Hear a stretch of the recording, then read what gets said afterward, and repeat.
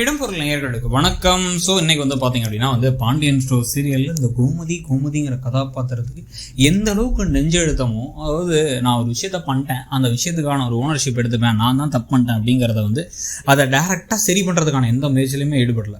அவங்க பண்ணுறது எல்லாமே என்ன பண்ணுறாங்கன்னா, தன்னோட அண்ணன் வீட்டை சரி பண்ணுறதுக்கு எடுக்கிற எஃபர்ட்ஸில் காவாசி கூட தன்னுடைய குடும்பத்துக்கு, தன்னுடைய மகனுக்கு, தன்னுடைய கணவருக்கு எடுக்கிறது இல்லை. மகனும் கணவரும் உடஞ்சி போயிருக்காங்க. இவர் என்ன பண்ணுறதுனே தெரில. அவர் கண்ணு முன்னாடி வாழ்க்கையே போயிடுச்சு நினைக்கிறாரு. காலேஜுக்கு போகிறதுக்கப்புறம் போய் என்ன செய்ய போகிறேன், என்ன பண்ண போகிறேன்னு விட்டேத்தியாக வாழ்க்கையே போயிடுச்சு நினைக்கிறாரு. நம்ம ஊரெல்லாம் படிக்கணும், படித்தாதான் அவன் வாழ்க்கை அப்படின்னு எல்லாம் பேசிகிட்டு இருப்பாங்க. இங்கே பார்த்தா இப்படி ஒரு நிலைமைக்கு நம்ம பிள்ளையை தள்ளிட்டோமே அப்படிங்கிறத பெருசாக ஒன்றும் குற்ற உணர்ச்சியோலாம் இருக்க மாதிரிலாம் தெரில. அப்பப்போ போயிட்டு என்னால் தானே அவனுக்கு இந்த பிரச்சனை அப்படின்னு மட்டும் கேட்குறாங்களே தவிர பிரச்சனையை சால்வ் பண்ணுற மாதிரி தெரில. அதே மாதிரி ராத்திரிலாம் தூக்கம் இல்லாமல் சரவணன் கல்யாணத்துக்கு என்ன செய்ய போகிறோம் அப்படி நம்மளை நம்பி இருந்தானே அவனுக்கு இப்போ கல்யாணத்தை பண்ணி வைக்க முடியல நமக்கு அப்படின்னு அங்கிட்டும் இங்கிட்டும் பரிதாபமாக சுற்றிக்கிட்டு இருக்காரு பாண்டியன். ஸோ அவரை பார்த்து அவர் மனசே உடஞ்சி போய் என் புள்ள கிடையாதுங்கிற அளவு பண்ணிட்டார். அவரை சரி பண்ணுறதுக்கு ஒரு விஷயத்தையும் பெருசாக அவங்க பண்ண மாதிரியும் தெரியல. விடுங்க, தப்பு பண்ணா விடுங்க, நம்ம பிள்ளை தானே அப்படின்ட்டாங்களே தவிர என்ன தப்பு, ஏன் தப்பு, அவர் என்ன தப்பு செஞ்சார், தப்பே செய்யலை. இப்போ கடைசியில் திருட்டு பழியும் விழுந்துருச்சு. இப்போ திருட்டு பழியின் காரணமாக தான் நாளைக்கு என்ன பண்ண போகிறார் அப்படின்னா குமரவேல் ஆட்கள்லாம் வச்சு கதிரை பார்த்து அடித்து வேணான்னு சொல்ல கேட்காம அடித்து மூக்கெல்லாம் உடைச்சி, கையை உடைச்சி, கண்ணை உடைச்சின்னு சொல்லிட்டு எல்லாத்தையும் பண்ணிட்டு இப்போ பணத்தை கொடுறா, நகையை கொடுறா, எங்கடா எடுத்த ஒரே நாளில் அவ்வளோ நகையும் பணமும் செலவழிச்சிருக்க முடியும். 50-60 லட்சம் வந்திருக்கும். நம்ம ஏற்கனவே கணக்கு போட்டு பார்த்தோம். அதை எப்படி ஒரு நாள் செலவு பண்ணியிருக்க முடியும்?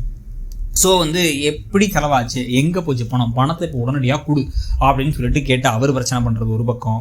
இன்னொரு பக்கம் பார்த்தீங்கன்னா அடி வாங்கிட்டு வீட்டுக்கு வந்ததுக்கு பிறகும் கூட பாண்டியன் ஒரு மனசாட்சியால் மாதிரி போயிடுறாரு. ஆனால் உள்ளுக்குள்ள அவ்வளோ வருத்தப்படுவார் நமக்கே தெரியுது. ஆனால் கோமதிக்கு உனக்கும் உங்கள் அப்பாக்கிட்ட இவ்வளோ பிரச்சனை வரும்னு நான் நினைக்கிறடா அப்படின்னு சொல்கிறாங்களே தவிர அந்த பிரச்சனையை சரி பண்ணுறதுக்கு என்ன செய்யணும்? நான் ஒரு உண்மையை சொல்லிடுறேன் அப்படின்னு நேராக போய் கதவை ரூமில் அடிச்சு என்னை காலிலே நான் விடுறேன், நான் என்னை மன்னிச்சிருங்க, ஆனால் நான் ஒரு பெரிய தப்பு பண்ணிட்டேன், இதுதான் காரணம், கதிர் எந்த தப்பு பண்ணல தானே சொல்லணும். இவ்வளோ நடந்துருச்சு, எல்லாம் தெரிஞ்சு போச்சு, இப்போ கல்யாணமும் முடிஞ்சாச்சு, இதுக்கப்புறம் யாரும் தாலியை பிச்சுட்டு யாரும் போகிறதில்ல, உண்மையை சொல்லிடலாம்ல. ஆனால் இப்பயும் உண்மையை சொல்லாமல் கதை எழுக்கிறதுக்காகங்கிறது ஒரு பக்கம் வச்சுக்கோங்க, சீரியலுங்கிறதுனால. ஆனால் ஆக்சுவலாக அந்த கதையில் இருக்க கதாபாத்திரங்கள் ஒரு நிகழ்வில் நினச்சி பார்த்தோம்னா எவ்வளோ முட்டாள்தனமாக இருக்குது. தன்னுடைய மகனை வெறுக்கிறாரு அப்பா, அவன் அடிபட்டு விழுந்தால் கூட அவனை கண்டுக்க மாட்டுறாரு அப்படிங்கிற ஒரு நிலமையில போய் இப்போ கூட உங்கள் அம்மா இதெல்லாம் உண்மையை சொல்லிட்டு குமரவேல்கிட்ட போய் பிரச்சனை பண்ணி எப்படா என் பிள்ளை மேலே கை வைக்கலாம், உன் தங்கச்சி தாண்டா ஓடி போனான், நான் என் பிள்ளையை சொல்லி கூட்டு உங்கள் மானத்தை காப்பாற்றிருக்கண்டா அப்படிங்கிறதா சொல்லலாம். சொன்னதுக்கப்புறம் அவனுக்கு அப்படியே இடிஞ்சு போய் உட்கார ஓடி போனது எவனோ ஒருத்தன் கூட.